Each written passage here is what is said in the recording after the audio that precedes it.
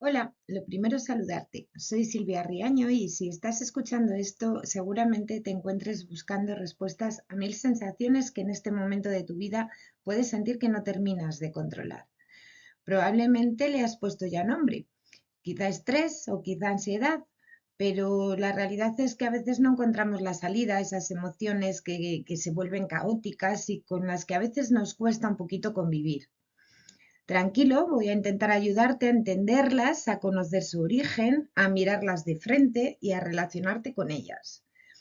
Estarás de acuerdo conmigo en una cosa, párate a pensar. Si te para un desconocido en la calle para hablarte, pues es imposible que puedas predecir nada de lo que va a decirte o de lo que va a ocurrir, pero que te sientes mucho más capaz de predecir las situaciones cuando has quedado con alguien a quien conoces bien. Sabrás o intuyes incluso cuál va a ser su reacción cuando le cuentes algo o qué emociones vas a experimentar con ese amigo o familiar al que sí conoces bien. Bueno, pues vas a ver que de eso se trata. Vamos a conocer las emociones que estamos sintiendo y así nos será mucho más fácil predecir qué quieren decirnos y qué van a hacer en nuestro cuerpo para que las escuchemos y las entendamos. Como sabes, hay 5 emociones básicas: alegría, asco, ira, tristeza y una muy relacionada con lo que hoy vamos a tratar, que es el miedo. El miedo aparece cuando tenemos la sensación de que existe una amenaza o un peligro que nos acecha. Y cuando esto ocurre, nuestro cuerpo responde, claro, y lo hace con un estrés. Es un estrés adaptativo. Es un estrés que nos va a servir para aumentar la alerta y poder tomar decisiones, o bien de lucha o bien de huida. Y esto es bueno, es muy bueno, porque es nuestro instinto de supervivencia. Pero a veces esas respuestas psíquicas y físicas de nuestro cuerpo dejan de ser tan adaptativas y aparecen cuando no hay motivo o no desaparecen del todo cuando deberían, y entonces viene lo que llamamos ansiedad. Como ves, hemos llamado estrés a una situación y ansiedad a otra, pero vamos a ver un poquito más cuáles son sus diferencias para que así puedas pensar en tu situación actual y puedas identificar bien cuál de las dos crees estar sintiendo en este momento de tu vida, porque los síntomas que vas a percibir son muy parecidos, pero hay finas líneas que los separan. Se van a diferenciar principalmente en tres variables, como vamos a ir viendo a continuación, y todo hace alusión a su duración, a su frecuencia o a su intensidad. Al hablar de estrés, nos estamos refiriendo a la activación de la conducta. La situación requiere una mayor atención que a veces nos desborda. Sin embargo, la ansiedad hace referencia a la reacción que nuestro cuerpo tiene ante el estrés. Por lo tanto, ese estrés que normalmente se desencadena por algo que es externo a nosotros, por ejemplo, por la exigencia de entregar un trabajo en un plazo determinado y mientras intentamos sacar más horas para hacerlo y a la vez conciliar nuestra vida familiar, las necesidades de nuestros hijos, etcétera. Estamos hablando de un cansancio mental, de la demanda de un rendimiento que en ese momento está siendo muy superior a lo habitual. Ese estrés, por ejemplo, podría englobar, entre otros síntomas, aquellos que son propios de la ansiedad, porque en esa situación comenzamos a creer que no podemos manejar esa presión, que no vamos a poder solucionar todo eso a la vez y que hemos perdido ya el control sobre la situación. Esa cascada de síntomas que se nos viene encima ya no son externos, sino que parten de un patrón interno, es un patrón de miedo, de angustia, en la que las expresiones de nuestro cuerpo se vuelven bastante más intensas. Y ojo, tengamos cuidado con una de sus variables, con la duración, porque si mantenemos este estado de ansiedad más allá de los 6 meses, habrá que considerarlo como una patología y una patología a tratar lo antes posible. La variable de la duración está también relacionada con que el estrés no siempre es negativo, porque si por ejemplo tenemos un examen al que enfrentarnos, pues nos activará para prepararlo bien, para sacar más horas, para poner más esfuerzo, para poner más atención.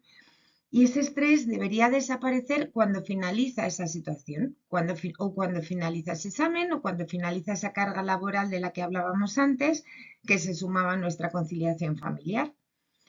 Cuando no desaparecen los síntomas y vuelven a activarse en nuestro organismo con frecuencia, Sin que esté presente ese factor estresante, estaríamos ya hablando de ansiedad. Así que vamos a ver si identificas este patrón de pensamientos con lo que te puede estar ocurriendo. Vamos a hablar de cómo activamos nuestra ansiedad. Vamos a verlo con un ejemplo que siempre es mucho más fácil. Vamos a suponer que lo he pasado muy mal durante una temporada porque la exigencia de mi trabajo en ese momento me ha llevado a situaciones muy duras en las que casi se rompe mi familia, mis hijos han sufrido incluso algún pequeño accidente por mi falta de atención y además es que me siento muy culpable por ello. Entonces, mi relación conyugal está pendiendo de un hilo y todo es un caos. Después de eso, pienso, esto es una realidad, ha ocurrido durante una época en la que existían amenazas reales, me despedirían si no lo entregaba a tiempo y no me era posible dedicar tiempo a mi familia. Pero ese factor ya ha pasado y no es algo habitual. Vuelvo a tener un horario reducido, iré a buscar a mis hijos al cole y pasaré la tarde entera con mi familia. Sin embargo, yo no consigo relajarme. Me invaden un montón de pensamientos de miedo y sigo preocupada porque lo hice mal. Voy anticipando además escenarios negativos de lo que puede ocurrir, mis pensamientos siempre van hacia lo peor y al ponerme en esa situación, que no olvidemos que en este momento ya no existe, vuelvo a desencadenar mi malestar. Siento palpitaciones, algo de dificultad respiratoria y como estoy en ese estado, sin darme cuenta, también cambio mi comportamiento. Evito encontrarme con mi jefe, me encierro en mi despacho, intento que nadie cuente conmigo por miedo a que vuelva a suceder, me comporto como si fuera invisible y solo estoy pensando en que llegue la hora de salir. O sea, me está influyendo en mi pensamiento, me está influyendo en mi físico porque me está costando incluso respirar por la ansiedad y además me está influyendo en mi comportamiento, me comporto de otra manera. Difícil situación, ¿verdad? ¿Qué ha ocurrido realmente al final del día? Probablemente nada. Piensa, ¿cuántas veces han ocurrido realmente las catástrofes en las que estabas pensando? Date cuenta que casi nunca ocurren. El 99% de tus días han transcurrido con normalidad.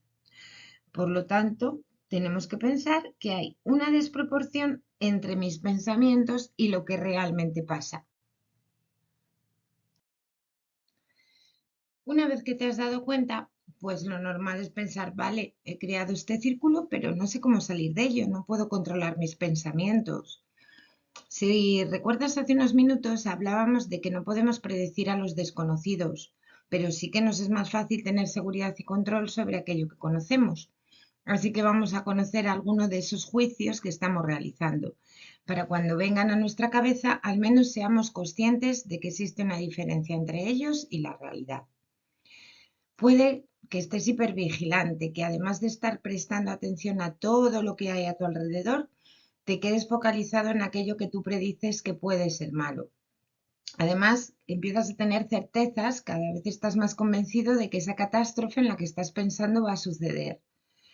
Como decíamos antes, cambias tu comportamiento y empiezas a evitar aquellas cosas que consideras que pueden ser un riesgo, cuando normalmente son cosas normales del día a día, como que se esté acercando tu jefe a la oficina.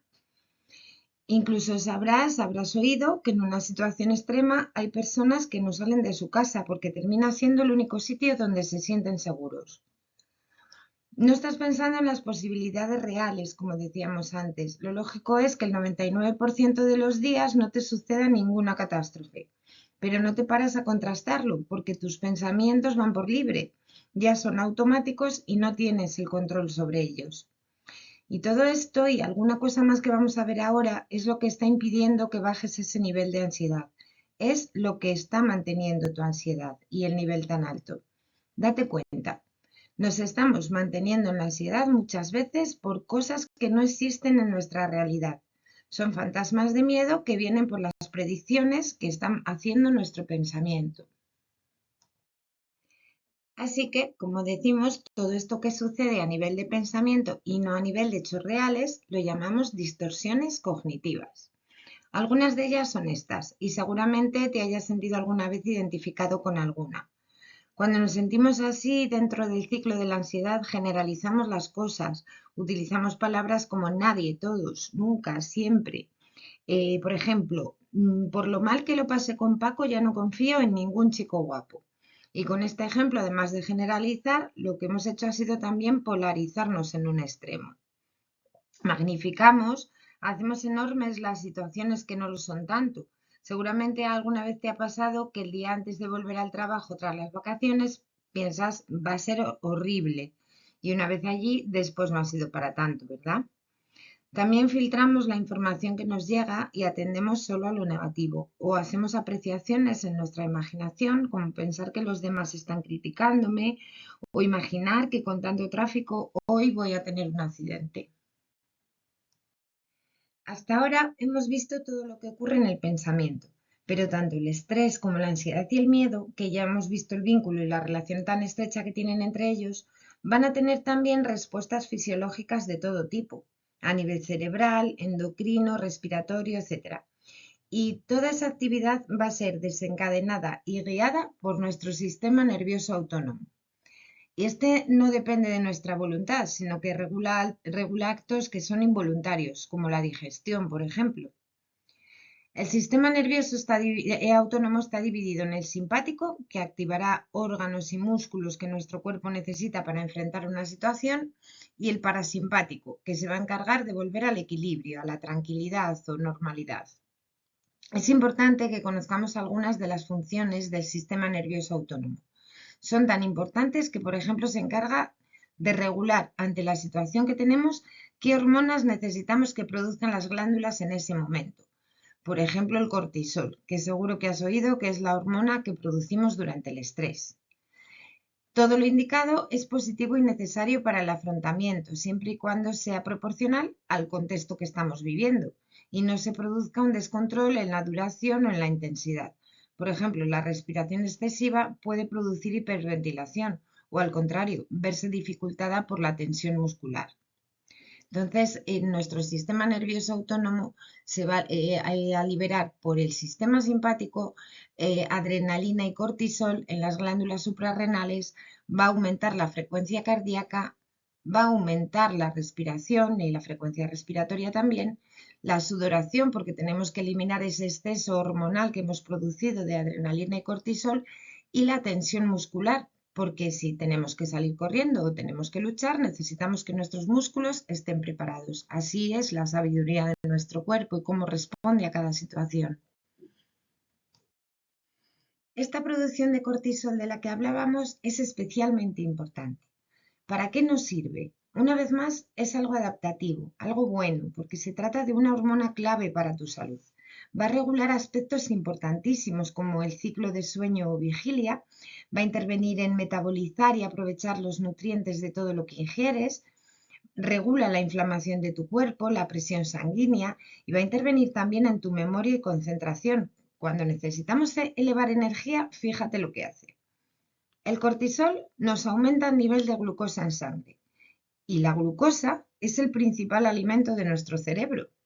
Este aumento, cuando hay estrés, es imprescindible para que nuestras neuronas reciban esa buena dosis de energía y puedan conducir los impulsos nerviosos con la agilidad que requiere ese momento. Como es obvio, esto nos va a permitir aumentar nuestras habilidades para encontrar soluciones en el contexto que nos encontramos, porque toda esa toda esa actividad cerebral que se ha desencadenado, como hemos visto en la diapositiva anterior, hará cambios en nuestro organismo para que podamos luchar, para que podamos huir o para que podamos encontrar soluciones a la situación que nos estresa. Ahora bien, notaremos esos cambios y es ahí donde debemos aprender cuál es la delgada línea roja que separa la activación que nos está ayudando, la que nos está viniendo bien en ese momento, de la que podría llegar a ser disruptiva.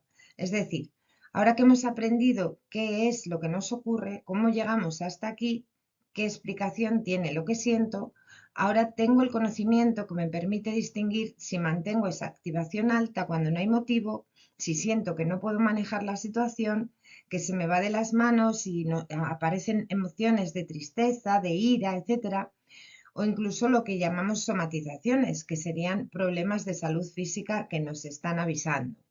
Como vemos aquí, los niveles elevados de cortisol, cuando los mantenemos en el tiempo, afectan a muchas áreas de nuestra salud física y son áreas importantes, algunas de ellas vitales. Afecta al sistema inmunológico, a nuestro sistema de defensas, al funcionamiento del sistema digestivo, puede producir problemas cardiovasculares, un riesgo de sobrepeso. Influye también en la función reproductora, puesto que en las glándulas suprarrenales, que es donde se generan estas hormonas, si están hiperactivadas produciendo cortisol constantemente o adrenalina, pues se ve reducido otro tipo de funciones.